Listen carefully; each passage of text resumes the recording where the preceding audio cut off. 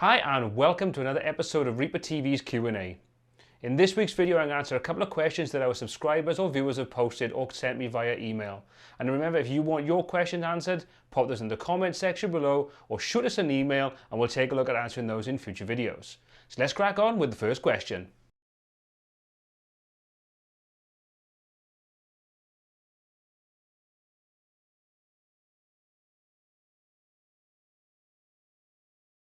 Okay, so it depends on what I'm trying to do, to be honest. I mean, if I'm just demoing a track out, I'm just putting a rough scratch thing together, I'll tend to use Easy Mix on one of the guitar packs on there. I tend to like the Aggression amp sim, and I'll put a link to that in the description below. I tend to find that gives me a good starting point, and I'll kind of link that if I want to with the Middle-earth XXL, I think it is. They kind of give a good balance between a lower end guitar and a little bit brighter guitar mixed together with a good bass sound. They sound really nice. However, when I'm looking to do something a little bit more permanent, then I tend to find that I'm veering towards using things like the Mercurial Cab 3 for my cab simulator, for my impulse responses. I'm using one of the Tube Screamers. There are various different ones, and I've got some information on those linked in the description below.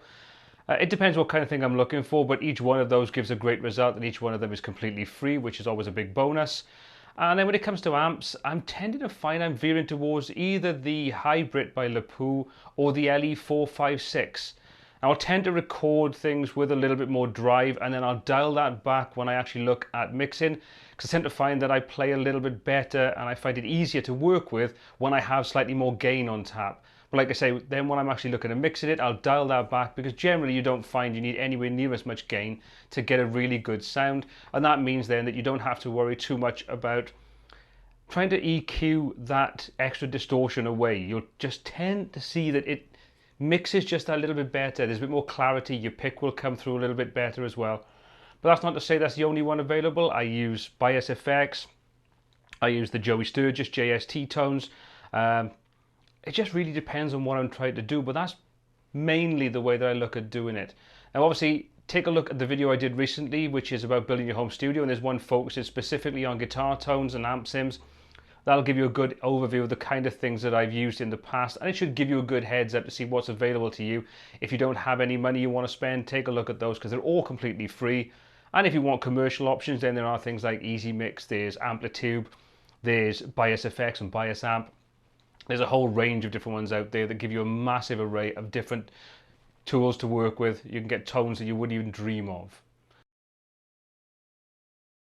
My home studio, as I keep saying, is pretty modest. There's not a lot of high-end equipment in here, and it's kind of what the channel is all about, which is to give you guys, the people that don't have huge amounts of money to spend on these things, a really good understanding of what you can achieve with a very modest budget. Even going right the way down to just using an interface, and everything else is done inside the box. Obviously you need a guitar and a bass, but everything else is done inside the box. So instead of me trying to answer this question in depth, what I'm going to do is I'm going to put a little tour video together that'll show you exactly what's in my studio. It'll show the software that I use generally, the guitars that I've got, the speakers, all those kind of things. But just to answer the question briefly, I use a Roland Quad Capture as my interface. As you know, Reaper is my digital audio workstation of choice. I use the Tannoy speakers, which I can't remember the name, the serial number off the top of my head, but they are the 8-inch versions of them. For the money, they are insanely good. They have a better frequency response than the ones I used to use, which were the KRK Rocket RP2, which was the 6-inch version of the limited edition white. I still have those, and they're great speakers, but I tend to find that the Tannoys just have that little bit better flat response and just a little bit more detail.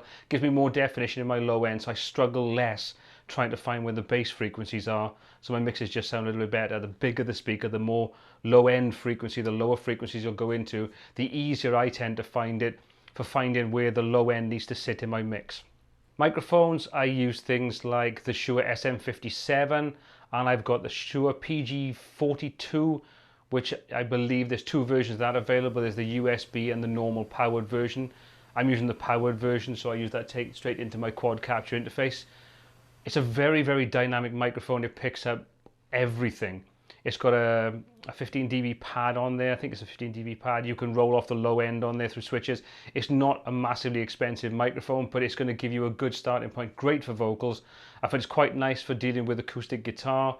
If you mix that with the SM57, you kind of have a whole range of different things you can work with. So if you are doing something like miking a cab up or miking to record acoustic guitars, it gives you a good option there where you've got those two sounds you can sort of mix together to give you a good combination. But yeah, I mean, that's roughly what I use. The software wise, I use a lot of Toontrack products. I use the JST products. I've got a couple of Waves products, Klanghelm, which I'm going to be doing a review on very shortly, which are great products. They have a real flavor of all of their own. They're not trying to emulate what everybody else is doing. The guy that develops that is an incredibly talented guy, and like I say, I've got some videos coming up that'll demonstrate some of those products and show you how I use them and how good they are, and for the price, how it's an insane bargain. So that's roughly where my studio is. Like I say, I'm going to do a full tour on the studio that'll show you all the guitars that I use and everything else, inside the box and outside the box, to give you a good understanding of the kind of things that I use. And yeah, that's my home studio.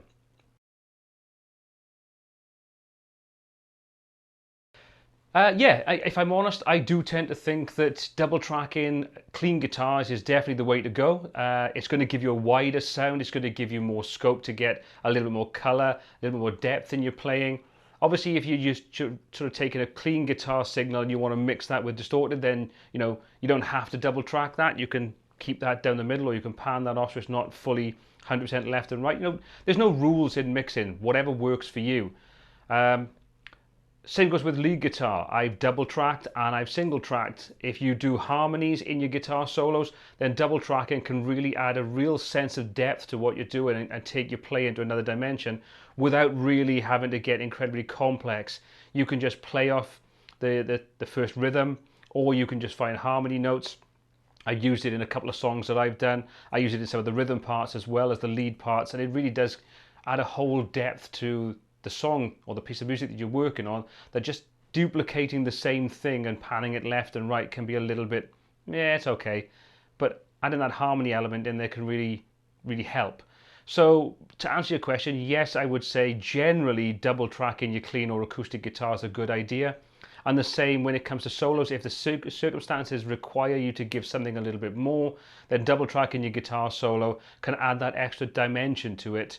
So try it. Like you say, there's no rules in any of this. It's just really what works for the song, and if you think it works, go with it. If it doesn't, what have you lost by trying other than a little bit of time and effort? Well, I hope you've enjoyed this episode. If you have, don't forget to hit the subscribe button below to be kept up to date with all the new additions. Follow us on all the social media networks, and don't forget that we release tutorials every single week. And if you've got any questions you'd like to have answered in future Q&A videos, please pop those in the comment section below, or contact us via the website, which is reapertv.co.uk. Just go to the contact page, send them over from there. Till next time, happy mixing.